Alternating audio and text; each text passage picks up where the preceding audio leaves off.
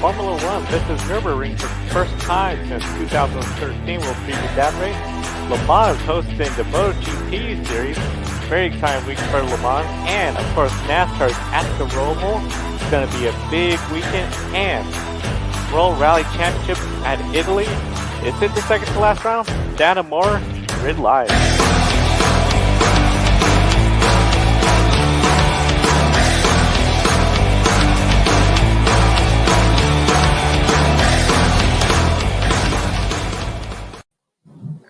Hello, everyone, and welcome to the Grid Live Pre-Race Show. I'm Kobe Lambert from thepodiumfinish.net, and with me, as always, Joe Samniega and Jessica from Paddock Inside. Special shout-out to all of our listeners on the Ultimate Sports Radio Network, USRN. Feel free to chat with us down in the comments section, and if you have any questions, please ask, because we'll definitely do our best to answer those for you. We have lots to discuss today, so we're going to start off with Joe for some Roval talk. NASCAR, they're at the Charlotte Roval.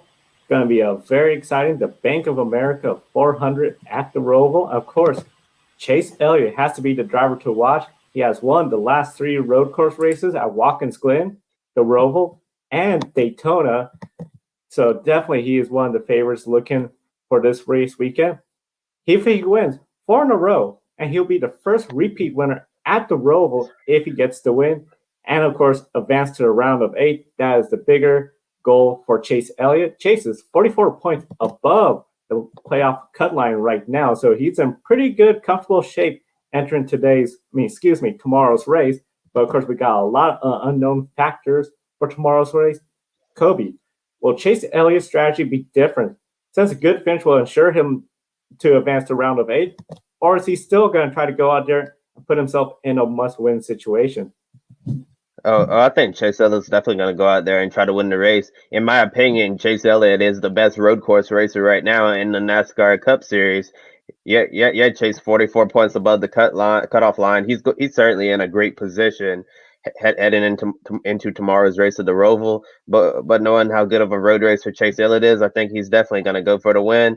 And he can certainly afford to take some chances since he certainly has a comfortable cushion.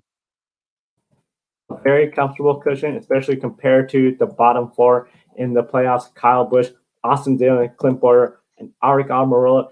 Essentially, all of them really in a must-win situation, unless Bowman or Logano were to go out really early, score hardly any points today.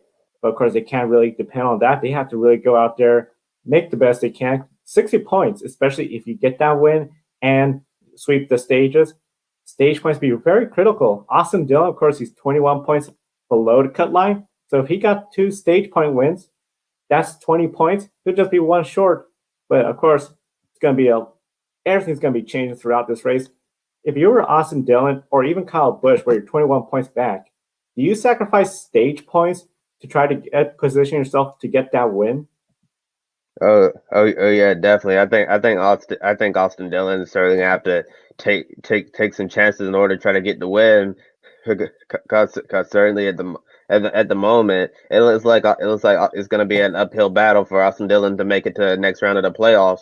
And I actually want to give a shout out to Austin Dillon, the number 3 team, Richard Childress Racing, because nobody expected him to make it to the round of 12. Most people, when they were filling out their playoff brackets, they thought it was just going to be Austin Dillon out in the round of 16. I thought he was going to be easy, one of the first 4 out. But Austin Dillon, him and his team had some great momentum, and unfortunately, in this round of 12, it's been a more of an uphill battle for Austin Dillon, and yes, he can try to do as best as he can, try to score some stage points. But I feel like that the 3 teams got to focus on trying to win the race, and I know we're going to talk about this later on in the program. If we end up getting some rain tomorrow, I think it could certainly open things up a bit. Definitely open things up. Of course, one of those drivers, Aric Almirola, right now 12th in the standings, Clint Bowyer 11th in the standings. Yesterday, Clint Bowyer shocked everyone, announced he is retiring and joining Fox. Does this put more pressure on Clint Bowyer because this is his last chance at a championship? Or essentially relieves pressure from Clint Bowyer, knowing just go out there, do the best you can, because you already got something lined up for next year? Well, actually, I think it's both more and less pressure. And actually, I really don't see Clint Boyer being a being a factor in the championship, if I'm being honest. But I think it's certainly gonna be less pressure moving forward in a way that like, hey, the news is out. I made my decision. I'm at peace with it, so I'm just gonna go out here and enjoy the final races of my career. But at the same time, I think there's gonna be more pressure on him to try to win one more race before it's all said and done. I know his home track, Kansas Speedway, is gonna be coming up. I'm sure if Clint Boyer is able to win in Kansas, it'll certainly put a stamp on his racing career. A big stamp in his racing career. Of course, 12 years racing in the Cup Series. It'll be really big. Now, Aric Almirola, with all the talk about rain, he said a more chaotic race. He welcomes that, which is really unusual. A lot of times, drivers, when you introduce more chaos, especially Talladega or just a Roval alone, they seem to dread it. Aric Almirola seems to be more, whatever. He welcomes it.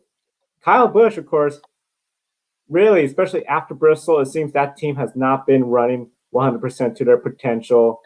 He said he will probably get eliminated, and they're really close to being eliminated.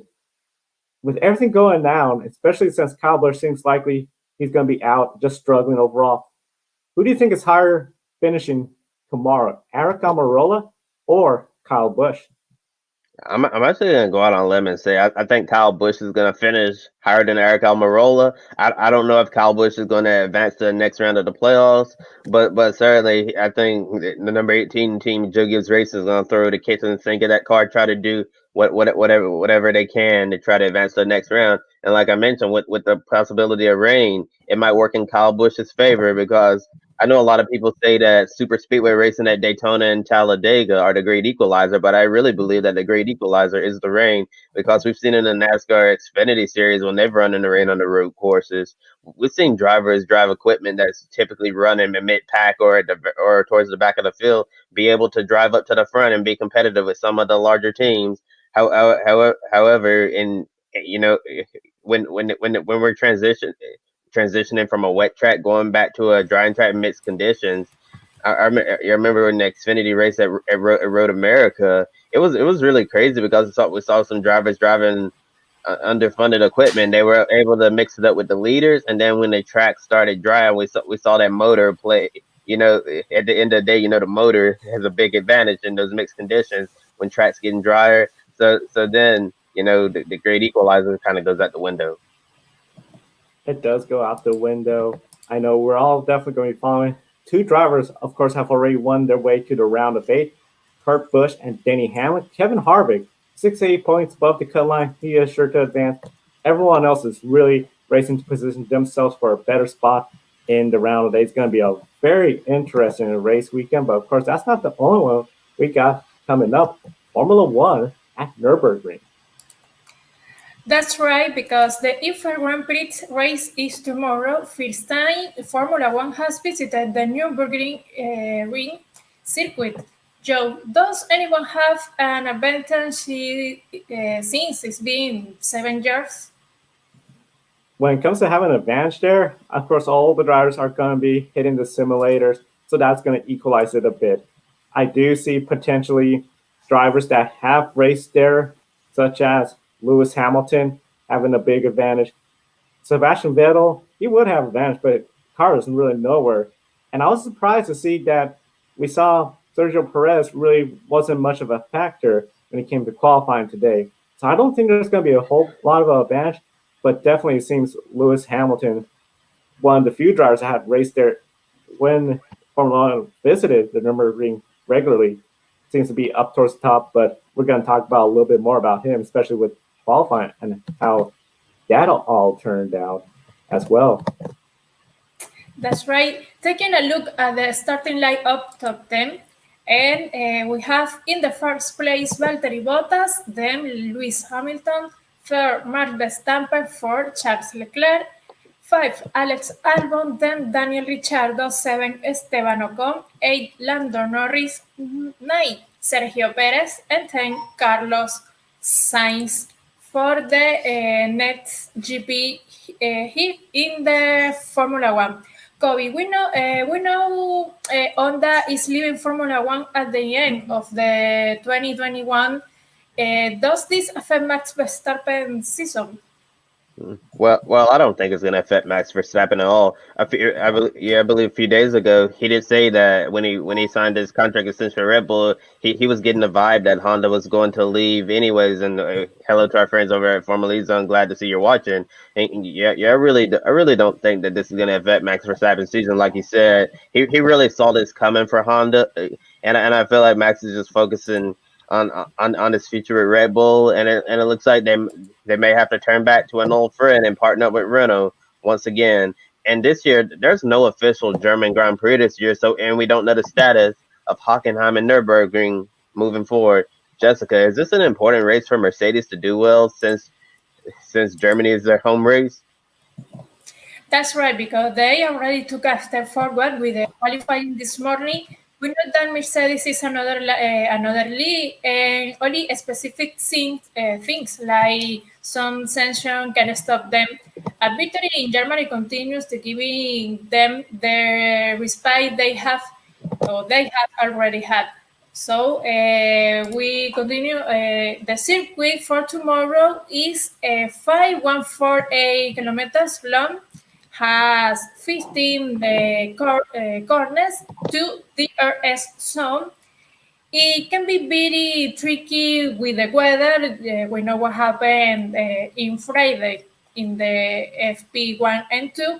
And Kobe, we see weather make this weekend difficult to Formula One. What can this do to the race? Well, like I said in the NASCAR segment, rain can be the great equalizer. I feel like if we had a wet race this weekend in Nürburgring, then it certainly wouldn't be like a given that Mercedes would go out here and win this race. I think other teams could definitely be in the mix as well, especially if we have, let's say, Mercedes go off course and get stuck, and then everybody else goes by. I really think that it could open up things a bit, and we could be talking about a Pierre Gasly type of shock winner if we see rain. But it seems like with Formula One lately, it seems like that rain is just a big tease, and it's not really going to come. And like, yes, there's a threat of rain, but it never comes. After tomorrow race, will be down to the 6 events in the Formula One schedule. Green light post race will be recap the race and the point standing. Be sure to tune in tomorrow. Now, Kobe with some Xfinity and MCA coverage. Today, the Charlotte Roval is hosting a Saturday doubleheader with the NASCAR Xfinity Series and the IMSA WeatherTech Sports Car Championship GTLM and GTD classes. And starting with the NASCAR Xfinity Series, this is a cutoff race. The final race in the round of 12. Chase Briscoe and Justin Haley are locked into the round of 8 thanks to wins at Las Vegas Motor Speedway and Talladega Super Speedway. And behind them in the point standings is Austin Cindric, who is a really solid road racer. He's 50 points above the cut line. And then looking at the rest of the drivers currently locked in, I have Noah Gragson 47 points above, Brandon Jones 34 points, Ryan Sieg 27 points, Justin Allgaier 19 points, and then Ross Chastain hanging on to the final spot in 8, 7 points above the cut line. And then the 4 drivers who are on the outside looking in is Harrison Burton 7 points out, Brandon Brown is 19 points out, Riley Hurst 36 points out, and Michael Annett 38 points out. And I know I've already alluded to the topic of wet weather, and we'll definitely get more into that later in the program. But for the drivers I just mentioned, like Riley Hurst and Michael Annett, who are really in must-win situations today, Joe, if you were in their shoes, would you really beg for a wet weather race today to shake up things a bit? Wet weather could, as you say, be the great equalizer. So definitely, if I felt the wet weather could play advantage to me, where I could go up there and try to snatch a win and advance, yes, I'll be begging for that. Especially in the Xfinity series, this is just such a big thing where a win not only is just advancing you in the playoffs, it could advance your opportunity to maybe go to the Cup Series. There's so much on the line besides the championship. The pressure is there for these drivers. So definitely, if I feel the weather could be an advantage towards me, I am wanting it to rain. Yeah, definitely a lot on the line today, and I think the wet weather would definitely give those on the outside looking like Brandon Brown 19 points out of the top 8 might be hard for Brandon Brown to point his way in, and then Riley Hurst, Michael Annett, over 30 points. They're definitely going to have to try to win this race if they want to move on to the next round. And now looking at the top 10 starters for today's Xfinity race, on row 1 we have Noah Gragson and Talladega winner Justin Haley. row 2, Daniel Hemrick, Brandon Jones. Row 3, Ross Chastain and Ryan Sieg, who's doing incredible right now in his family owned equipment. And then 7th we have Brandon Brown, Chase Briscoe, and then round out the top 10 we have Harrison Burton and Justin Allgaier. And race coverage for the Drive for the Cure 250 begins today at 3:30 p.m. Eastern Time on NBC. And next, taking a look at tonight's IMSA race, also at the Charlotte Roval. Originally, this event was not on the calendar. The 100-minute GT-only sprint race at Lime Rock Park got canceled due to the pandemic, so IMSA decided to replace Lime Rock with the Charlotte Roval. And last night, the GTLM and GTD cars were on track for a night practice session. And in a little while, at 2 p.m. Eastern Time, IMSA qualifying will take place for tonight's race. IMSA has already released the 2021 schedule, and the Charlotte Roval isn't a part of it. And some have compared this unique Roval circuit to a street course on steroids. If the IMSA race at the Roval puts on a spectacular show tonight, do you think IMSA will consider making it a permanent part of the schedule in the future? Can't hurt to make a part of the schedule, especially it could be every other year, an alternating stop. One of the things that, of course, is really interesting with the Roval, it's a newer road course, even though it is in a 1.5 mile speedway, but definitely just something where the tightness of that racetrack, this was clearly designed to really challenge the stock car drivers in NASCAR time after time, lap after lap, almost no breaks. So for seeing this IMSA series at this racetrack racing, I think it's going to be really exciting. I think the drivers are going to have a fun time because it's going to be one of the best challenges you're going to have. Now, we did ask in the chat room, what is your favorite rain race of all time? And I know we have one comment from Formula E's Montreal 2011. That, of course, was a really good rain race. And then here's a question, and I think this is something maybe you could answer, Kobe. How are the new Chevy C8 doing, and are they pretty quick, especially in the IMSA? Oh yeah, the Corvette Racing's C8R. It's doing really well this season. It seemed like they got off to a slow start at the Rolex 24 before the pandemic, but over the months, had during the shutdown. Then when they come back, it seemed like they finally figured out the Corvette C8R. And actually, I'm really glad that you asked that question about Corvette Racing's new C8R because that's what we're going to talk about coming up next. My colleague Stephen Conley at the Podium Finish wrote an article about NASCAR driver Chase Elliott and Corvette racing driver Jordan Taylor helping each other out ahead of this weekend's road course racing action. And Taylor has been working with the Hendrick Motorsports drivers to help out with their road course racing program. And returning the favor, Chase Elliott provided Taylor with some useful information of what to expect in his first race at the Roval with the Corvette C8R. And when Elliott was asked about potentially competing in the Rolex 24 at some point in his career, he has always said that he loves watching the 24-hour race and think it will be a blast. What's some of the benefits of these Chevrolet drivers from two completely different disciplines working together? Definitely the excitement of having the two of them working together, even though from different disciplines, is sharing that knowledge, sharing that experience between each other, and of course, learning about the different vehicles. Of course, one road course. Chase Elliott is really interesting, even though he is a stock car driver we associate with oval racing. To see him doing more road course racing, it just makes it where it's going to be, I think, really exciting for all the fans out there watching. And it's going to get more exposure for Chase Elliott and, of course, for IMSA, just to see that when they're working together, it just makes it where everyone gets really excited about such a good partnership. Yeah, definitely a great partnership. Everyone knows Jordan Taylor, GM factory driver, Corvette Racing, is really good at road courses since this is what he's been doing for a living for so many years. And Chase Elliott right now is who I believe is one of the best road course racers in NASCAR. I think helping out the Hendrick drivers with their road course racing, really great partnership with GM right here for Chase Elliott, Jordan Taylor, and then with Jordan Taylor and the Corvette team coming to the Roval for the first time. Yeah, and Steven's article, Jordan Taylor said that Chase's feedback has helped out the Corvette team a lot. and with Corvette racing C8R getting a lot better in speed, and they went on a race winning streak in GTLM.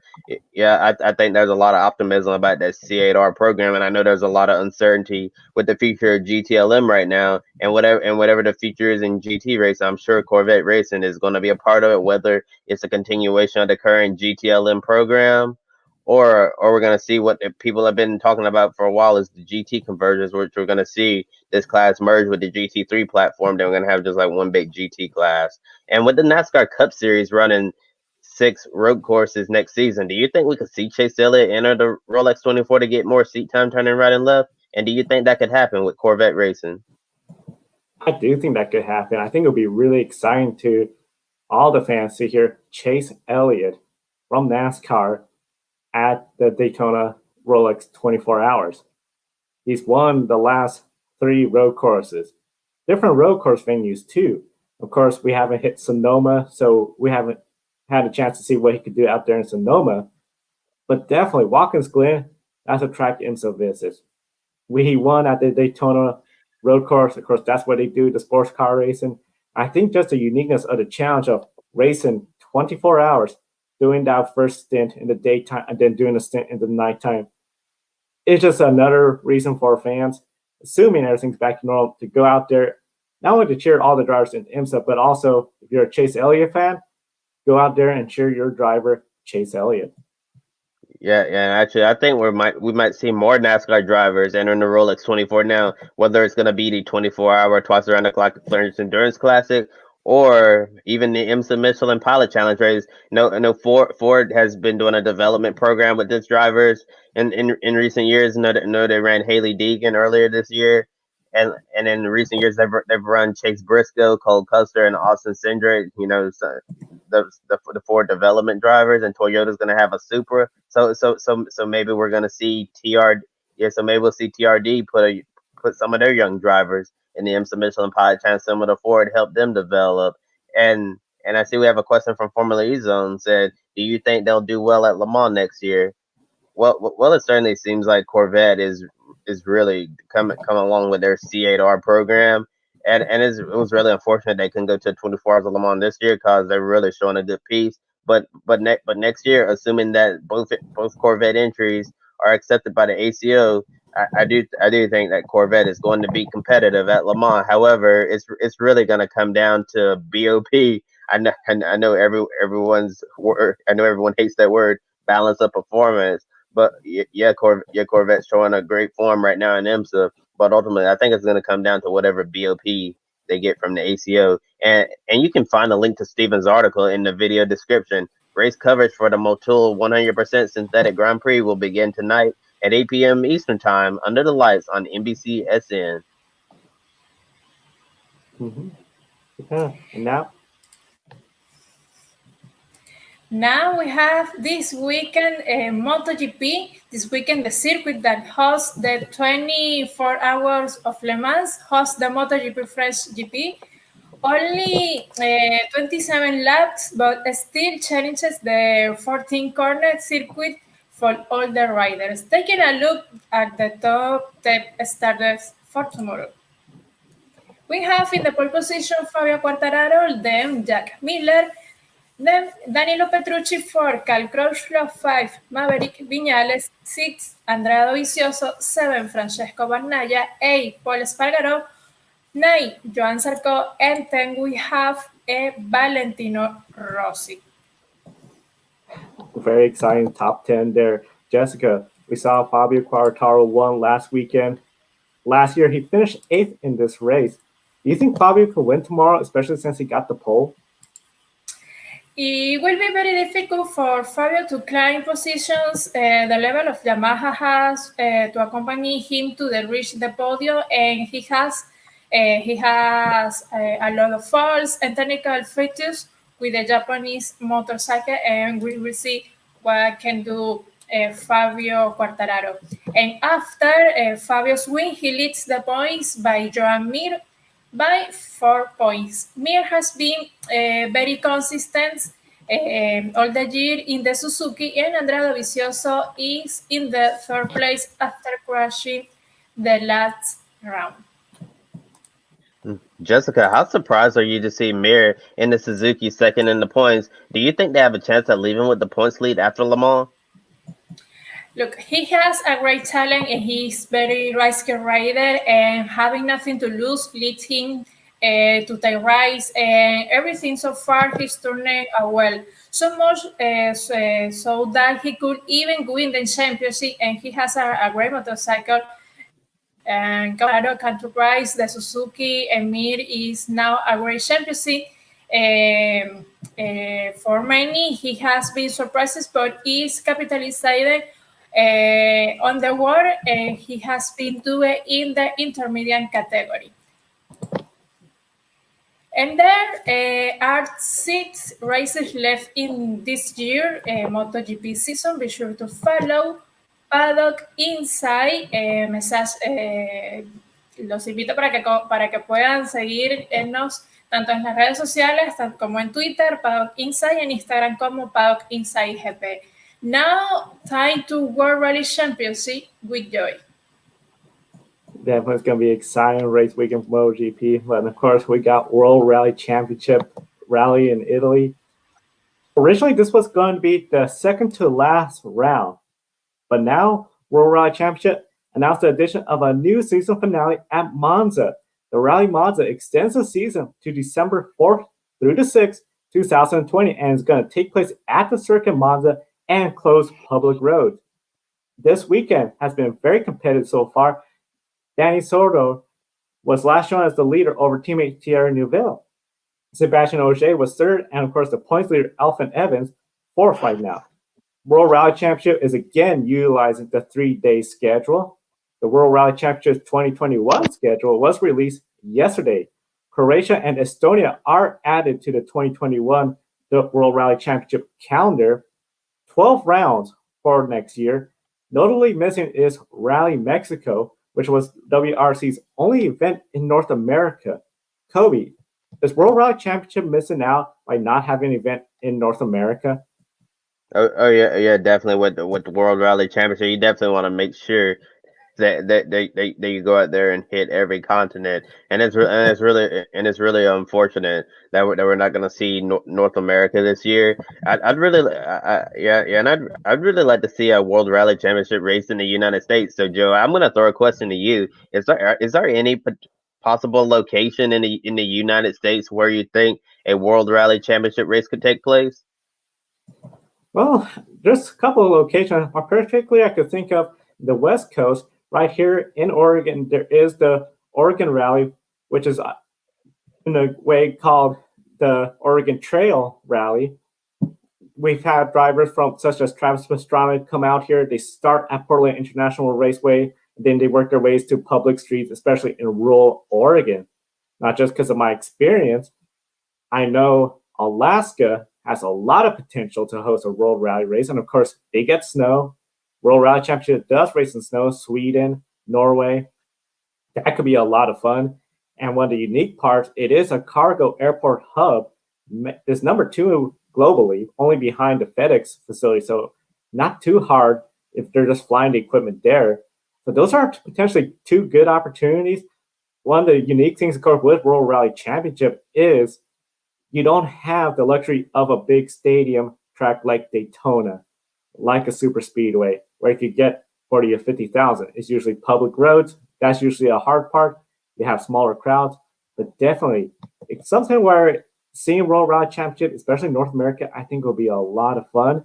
Now, one of the things, of course, World Rally Championship, the new race on Monza, this means a shakeup in the grid ranking. World Rally Championship's additional race means additional points are up for grabs for World Rally Championship drivers. So mathematically now, Elfyn Evans has a chance at the Grid World Championship, but he needs to win this weekend's event and the remaining 3 events. So he has a big battle uphill to try to make that possible. Of course, it's been a really different year with this 2020 season. Scott McLaughlin, if he was to finish outside the top 10, if Elfyn Evans does not get a win in every event, Scott McLaughlin will finish ahead by Elfyn Evans by a projected 0.01. That is a really close score. And taking a look at the grid ranking top 10 for this weekend. Scott McLaughlin, of course, leading again. He has a big enough lead where if Lewis Hamilton was to go out and win, or Kevin Harvick was to go out to win Denny Hamlin, he will still hold the lead. It's really going to come down to his performance at the Bathurst 1000. Antonio Felix da Costa, the only way he could really gain ground is if Denny Hamlin and the top 4 all start having bad luck and start dropping their score down the chart. Of course, Scott Dixon, his season's still going with the last race, but he's mathematically ineligible for the championship, just being too far behind in the stands. So definitely it's going to be a very exciting conclusion to the grid ranking this year. Formula One, 7 races left. After tomorrow, there's only 6. NASCAR has 5 races. After tomorrow, 4 races, assuming to get the race in. The World Rally Championship, of course, the 3 races remaining. So it's definitely going to be a tight battle for the World Championship in the grid ranking. And speaking about tight battles, of course, NASCAR has one of the tightest battles this year. Oh yeah, going back to some Roval talk. This year, the round of 12 has exceeded expectations in terms of unpredictability. Kurt Busch took advantage of a late caution to win the race at Las Vegas when he was the 12th seed, and then a wild Talladega saw a shuffle in the points and putting the bottom 4 in must-win territory. Now the Charlotte Roval is upon us. Is the round of 8 any relief, or is it just ramping up the intensity? It is ramping up the intensity. Texas Motor Speedway, Kansas Speedway, mile and a half. So you know you got some favorites going in there. Denny Hamlin, Kevin Harvick, they could get a win. Besides those 2, if you're Brad Keselowski, Martin Truex Jr., or anybody else, you really need to get a win to secure your spot in the championship. And I wouldn't count on Martinsville. Martinsville is such a short track. It's almost equalizing in itself to the point where anybody could really win. And we just seen a lot of mayhem the last couple of playoff races at Martinsville. So even though you got in the round of 8, that's great. Still got to go out there and win. And you got some really tough competition. You don't have a restrictor place where the chaos could work your way. You don't have the Roval, and you don't have Las Vegas. You got tracks where you really got to bring your A game. Yeah, and of course, we've definitely been keeping up with all of the racing on track and the points, but we're still aware, very aware, and everyone else is too, that we're still in the middle of a global pandemic and will be for quite some time. And earlier in the season, we saw Jimmy Johnson likely miss the playoffs because of his positive test prior to the Brickyard 400, and he had to sit out. What concerns are there about a playoff driver, especially in the next round, if you have to miss a race due to a positive test? It is very real, the potential of that occurring. We've seen Jimmy Johnson, Austin Dillon, prior to the postseason, miss a race. It'd just be so, can't think of the word, but just the thought that a driver, let's just say it was a driver that was 3rd or 4th coming into the cutoff race, missed that race, and then they're eliminated. To say that they were eliminated because they got ill, particularly in a pandemic situation, I think it's just really disheartening for all the fans, the industry. This is not the way you want to see a driver get eliminated. It's just the same way if a driver was to get hurt, we would not want to see that happen. We would want them to race to try to get in the championship or get eliminated. So definitely, I think it's a very real concern. And it seems like NASCAR has done everything they can to try to keep the drivers safe from getting sick, especially since this is a virus where someone tests positive, they're out, they're going to miss that next race.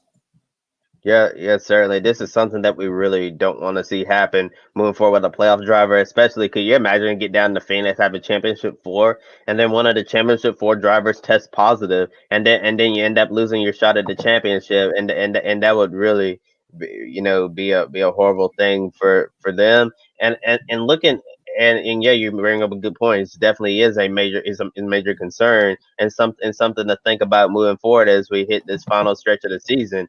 And looking at what the NBA did when they returned the action, we saw them install the bubble. And Joe, I'm gonna throw another question out there for you.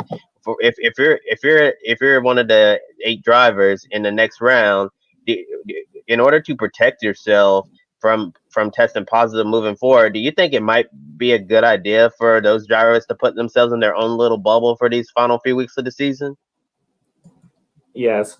Putting yourself in a spot where you minimize the risk of going out in public and getting sick. It's a big way to ensure you get a good shot at continuing your season. I know quite often we heard with Jimmy Johnson, unsure exactly where he got the illness from. They practice social distance. It's still risky, but the longer you're so essentially self-isolated in a bubble like the NBA players, that increases your chances of staying healthy. And I think it's really, especially you got a lot of sponsors, depend on you to deliver good results. They want you to be out there in the track representing them. I almost feel I would be surprised if drivers were sort of not already in a position where they were looking at, okay, we're not going to be out there as often as we need to. So it definitely is one of those things where I think, depending on where you are, especially in the playoffs, you got to just best put yourself in a bubble situation, and really for everyone. So.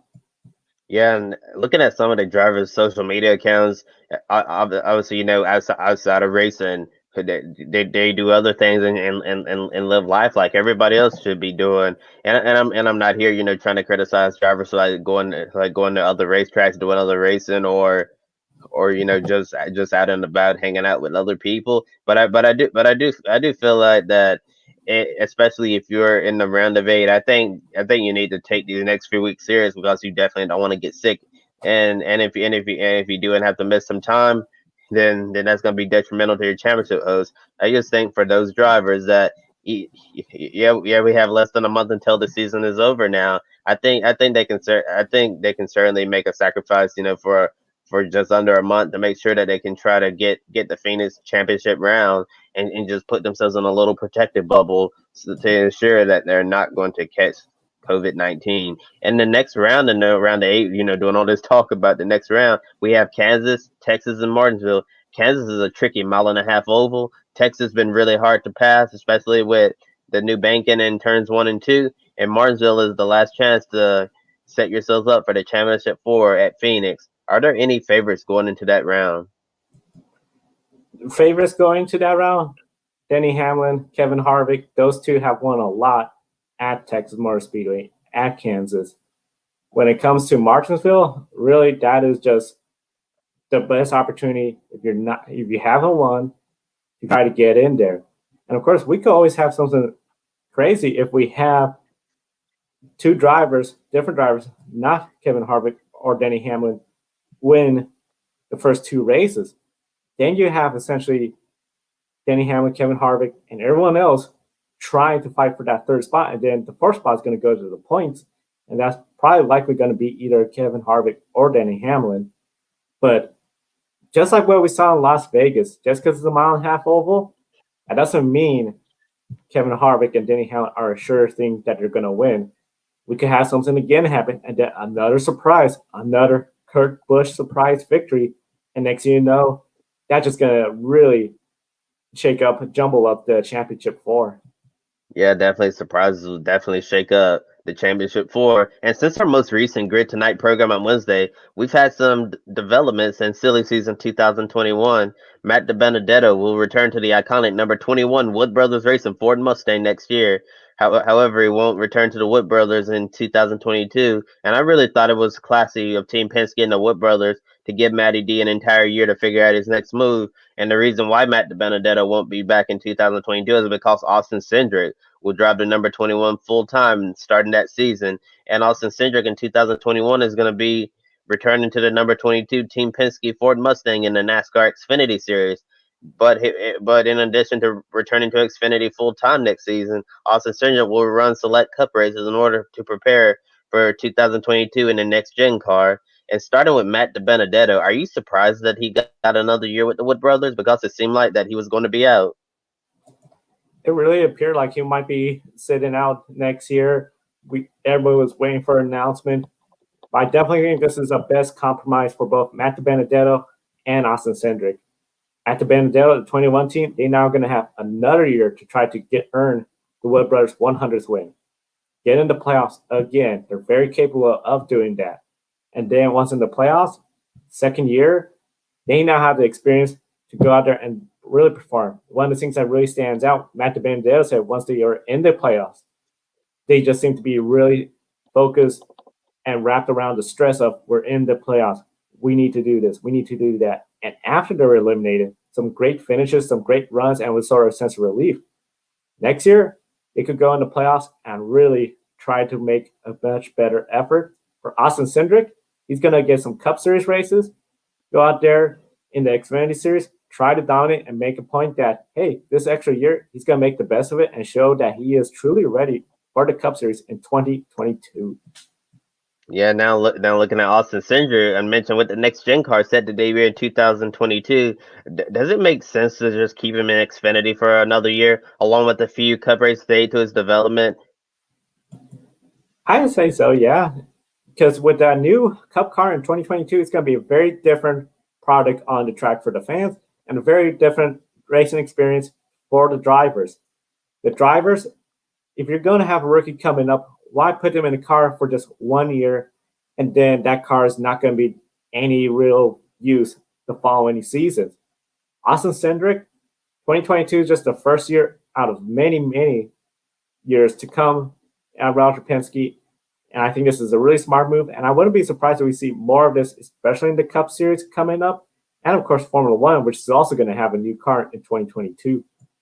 Yeah, definitely. I do think that it's a good idea for Team Penske to keep Austin Cindric in Xfinity for another year, because Austin is really coming to his own as a driver. First, he was doing exceptionally well on all of the road courses, and now Austin is starting to show that he's an all around driver, starting to do a lot better on the ovals. And I do feel like that Cindric still has some room to grow, because Austin Cindric could have won a lot more races this season than he's already won. I feel like that one of the things that Austin needs to work on is, continue getting better with the ovals, doing exceptionally well on the road courses.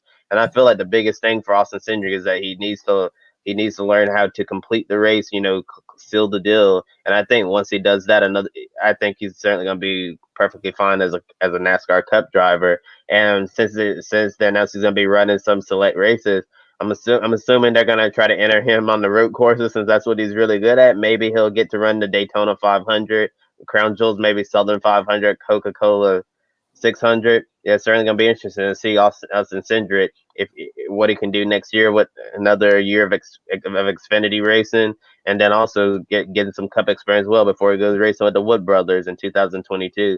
And another silly season development that Joe mentioned earlier in the program was Clint Bowyer announcing that he'll retire from NASCAR at the end of the season. And Boyer's going to be moving to NASCAR on Fox broadcast team with Mike Joy and Jeff Gordon starting next year. We saw Clint Bowyer definitely entertain us a lot on TV during the shutdown when the teams did iRacing, and Clint Bowyer is certainly a unique personality that's a perfect fit for television. Do you think he's the missing piece of the puzzle in the Fox booth? It does appear he will be a good addition and fill in a void. Darrell Waltrip, he had a lot of personality. He brought in a huge level of excitement, and I really felt like that was sort of missing. Mike Joy, Jeff Gordon both did a really good job. So definitely, I wouldn't say that they needed a third person. I felt overall they were doing a good job, especially broadcasting. However, that little bit of excitement that DW had was missing. For some fans, that was probably a bigger deal compared to other fans, where they just wanted more of the analysis of the race progression and the color commentary. So I think it will be a great addition. We'll see, again, 3 men in the booth. We, of course, have NBC, which has 3 to 4 people in the booth. And I think it's going to be really good to see what happens with the chemistry. And now that Clint Bowyer is going to be doing this, he has, of course, experience with this current Cup car to share with everyone. Whereas DW, he had a lot of experience, a lot of great stories as well. But, of course, he retired back after the 2000 season. So I think it's going to be a little bit more interesting to see. And one of the really interesting things, too, Clint Bowyer and Jeff Gordon working together concerning their past. It's going to be really interesting in that Fox booth. Yeah, I think it's going to be a lot of fun. Clint Bowyer's quite the personality. And I think him and Jeff Gordon, Mike Joy, they're definitely going to knock it right out of the ballpark. And with Bowyer out of the 14, is this going to be a clear path for Xfinity driver Chase Briscoe to move up to the Cup Series? Yes. If very likely we're going to see Chase Briscoe in the Cup Series. He has done super well this year in the Xfinity Series, and I'll be shocked if he's not in that 14 vehicle. Yeah, definitely. I think that it's a given that Chase Briscoe is going to move up to the NASCAR Cup Series next year full time in that number 14 Ford Mustang for Stewart-Haas Racing, and I think this is definitely going to come full circle for Chase Briscoe. And yeah, Chase Briscoe, if you know his story, he's made a lot of sacrifices to get to this point now. Indiana boy moved down to the Charlotte area trying to make it in NASCAR, and it turns out things it looked like they weren't going to work out. Then he was going to go back home, and then he gets a shot to race in the ARCA Menard Series. Did extremely well there. Went racing the Truck Series with Brad Keselowski's team. Then became a Ford development driver, we've watched him grow up a lot over the years with Ford and Stewart-Haas Racing. And also, he's going to be driving the number 14 car, the number driven by his hero Tony Stewart. So I think that this is certainly going to be a dream come true for Chase Briscoe, and I think that he's going to be a solid Cup driver for many years to come. And one of the big talking points throughout the week has been the weather. The remnants of Hurricane Delta is currently moving into the Carolinas, and it could impact all the races at the Charlotte Roval. And here are some of the rules for wet weather racing straight from NASCAR. And if NASCAR declares a wet weather start, all vehicles must mount rain tires, activate their rear flashing light, and have a working windshield wiper installed, and normal starting procedures will follow. And if NASCAR declares the start damp, all vehicles may elect to install rain tires at the crew chief's discretion. The rear flashing light must be activated and windshield wipers may be installed. And any team making a pit stop for rain tires on the pace laps will forfeit their starting position. And after the green flag, teams are permitted to change tires to treaded rain tires or dry weather slicks at the crew chief's discretion. And for today's Xfinity race, teams will get 2 sets of rain tires, and tomorrow all Cup Series teams will have 4 sets of rain tires available for use. And we all know that the Charlotte Roval has been one of the most unpredictable races on the schedule outside of the super speedways. And for today's Xfinity race, we have a 70% chance of rain, and tomorrow 80% chance of rain for the Cup race. If we see some racing in the rain at some point this weekend, will it make a wild card race an even bigger wild card, especially for the playoff teams?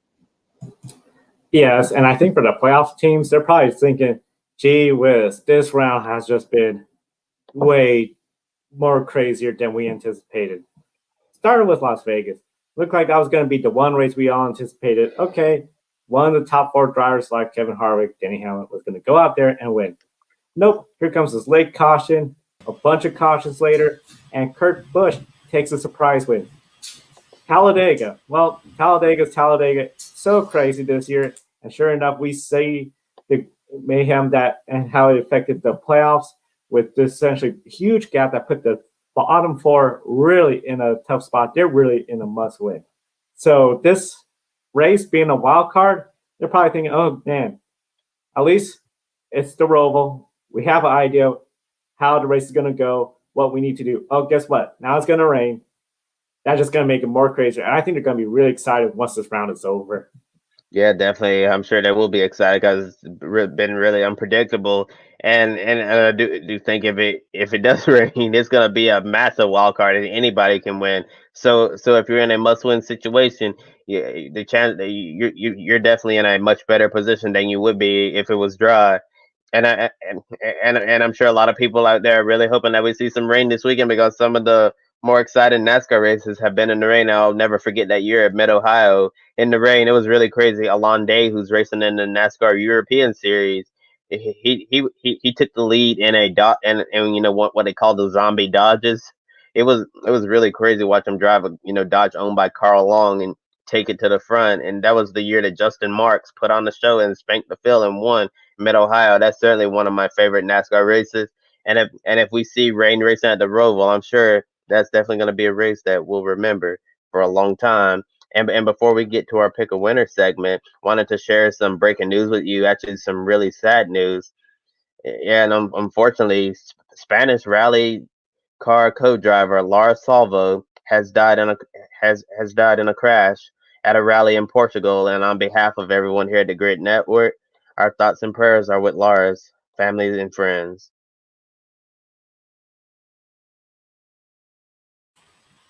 So it is just really sad to hear with such a tragic news, and we're definitely thinking of everyone involved in such a tragic event.